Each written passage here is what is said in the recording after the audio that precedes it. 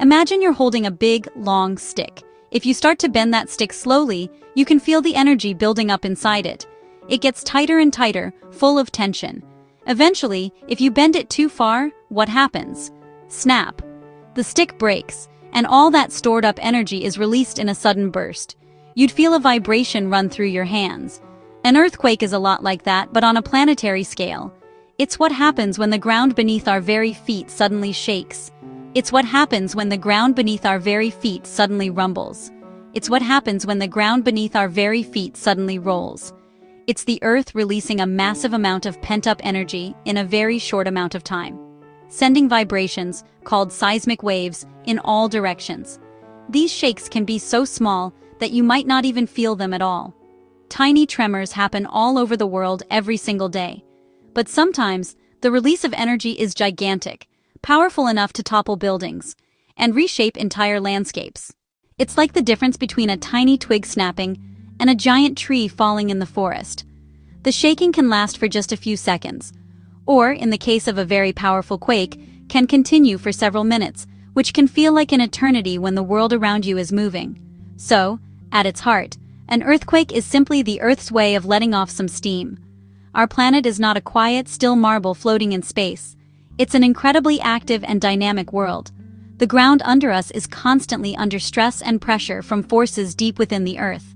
When that stress becomes too much for the rocks to handle, they slip or break. That sudden movement is what we experience as an earthquake. It's a powerful and sometimes scary reminder that the planet we call home is alive with incredible geological forces. These powerful vibrations travel out from a starting point under the ground, which scientists call the hypocenter. The spot directly above it on the surface is called the epicenter. The closer you are to the epicenter, the stronger the shaking you will feel. Think of it like dropping a pebble into a calm pond. The ripples are strongest where the pebble hits the water and gradually get weaker as they spread out. So why does the Earth have all this stress to begin with? It's because the Earth's outer shell, called the crust, isn't one solid piece. Instead, it's broken up into many giant, interlocking puzzle pieces called tectonic plates. These plates are enormous slabs of rock that slowly drift on top of a hotter, gooier layer called the mantle. They move at about the same speed your fingernails grow, just a few centimeters per year. It doesn't sound like much, but continent-sized plates grinding against each other create colossal forces. Those forces build up over long periods. There are a few different ways these massive plates interact. Sometimes they slide past one another horizontally. Imagine putting your hands palm to palm and sliding one forward, one back. You feel friction and resistance until they suddenly jerk past each other. That's what happens along a transform boundary, like the San Andreas Fault in California. The plates can get stuck and pressure builds for years. Then, all at once, they slip, releasing stored energy in a powerful earthquake. Other times, plates crash directly into each other. That's a convergent boundary. If two continental plates collide, they crumple and push rock up into huge ranges like the Himalayas. If an oceanic plate meets a continental plate, the denser oceanic plate slides under, a process called subduction. Subduction zones produce some of the most powerful quakes as one plate scrapes and grinds down into the mantle. The plate can get stuck there, then suddenly slip with incredible force. Sometimes plates move apart, a divergent boundary. This usually happens under the ocean where magma rises to fill the gap. New crust forms and mid-ocean ridges grow on the seafloor. Quakes occur here too, but generally they're less powerful than at convergent or transform boundaries. It's the scraping, grinding, and sticking at the edges of these titanic plates that generate the stress for the world's most dramatic earthquakes, reminding us we live on the surface of a giant, moving puzzle. History is filled with stories of the Earth's immense power. One of the most famous and destructive earthquakes happened in 1906 in San Francisco, California. The quake, and the massive fires that followed it devastated the city. This event was a huge wake-up call, one of the first major earthquakes studied by modern scientists.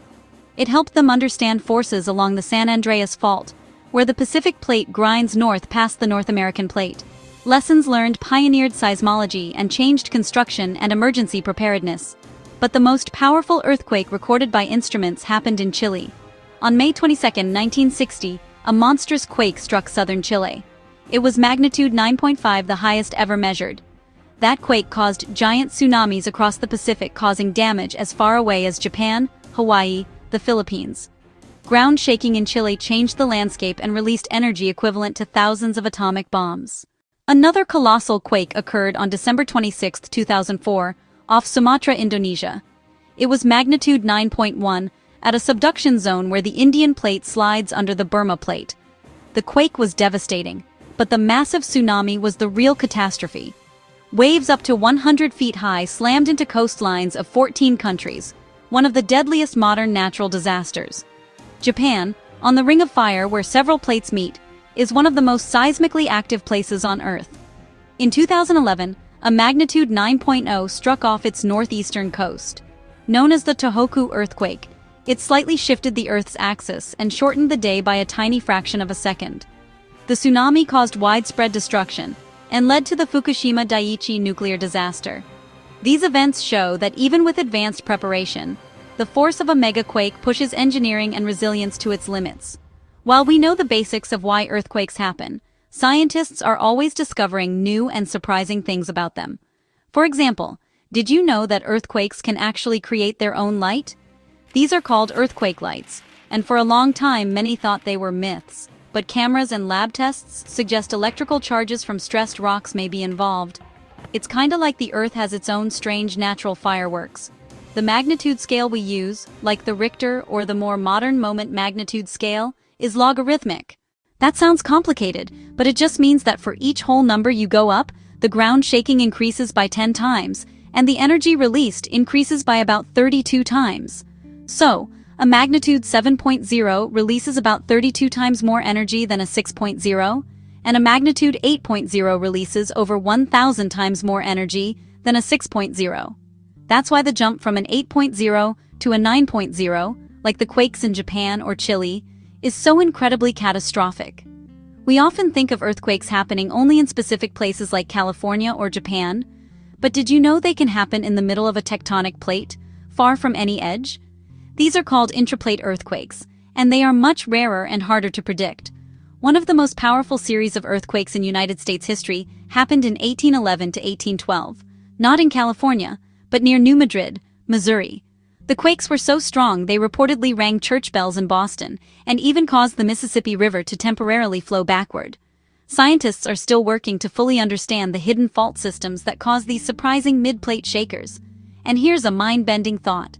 Earthquakes don't just happen on Earth. Scientists have discovered moonquakes and Marsquakes.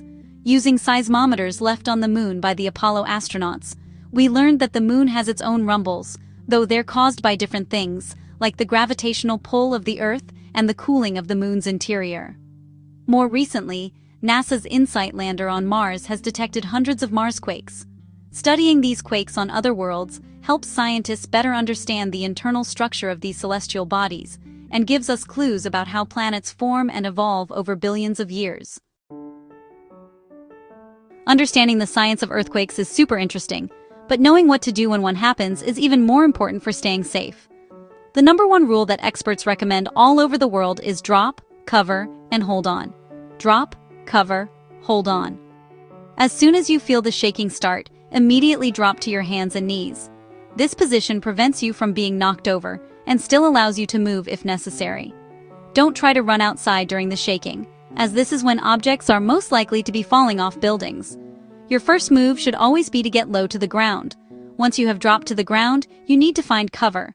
Crawl underneath a sturdy piece of furniture, like a heavy desk or a strong table. This will protect you from falling objects, which are a major cause of injury during an earthquake. If you can't get under something, crawl to an inside corner of the room, away from windows, bookcases, or tall furniture that could fall over. Cover your head and neck with your arms and hands. The goal is to make yourself a smaller target and protect your most vulnerable areas from debris. After you are in a safe spot and covered, you need to hold on. Grab onto the leg of the table or desk you are under, and be prepared to move with it if the shaking is strong enough to slide it across the floor. Stay in your safe spot and continue to hold on until the shaking completely stops. It might seem like it's lasting forever, but it's crucial to wait until it's over before you try to move. After the shaking stops, wait a moment, listen, and then carefully assess the situation before you come out from your shelter. Being prepared before an earthquake happens is just as important as knowing what to do during one. This means having an emergency kit with water, food, a first aid kit, a flashlight, and a battery-powered radio. It's also a great idea to secure heavy furniture like bookshelves and televisions to the walls so they can't topple over. Have a family plan for where to meet and how to contact each other if you get separated. Understanding earthquakes helps us respect the Earth's power, and preparing for them helps us live more safely on our active, amazing planet.